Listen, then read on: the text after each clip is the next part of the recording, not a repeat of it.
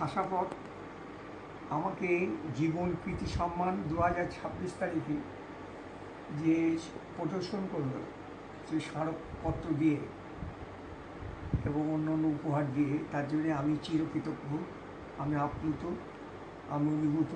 আমি তাদের কাছে আমি চিরঋণী হয়ে রইলাম। তাদের এই কাছে আন্তরিক ভালোবাসার প্রতিদান। আমি কি দিতে পেরেছি জানি না, কিন্তু পেয়েছি অনেকের কাছে পেয়েছি, অনেকের কাছে আনন্দ পেয়েছি, বেদনা পেয়েছি, অনেক কিছু পেয়েছি। মানুষের জীবনে তো সবই আছে।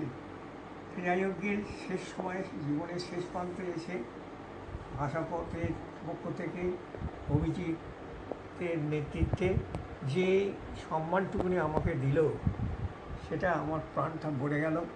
আমার এই 90 বছরের যে বয়সের ইতি, তার সঙ্গে যেন মনে হলো আমার যেন প্রাণের সঞ্চারটা আরেকটুখানি বিস্তারিত হলো।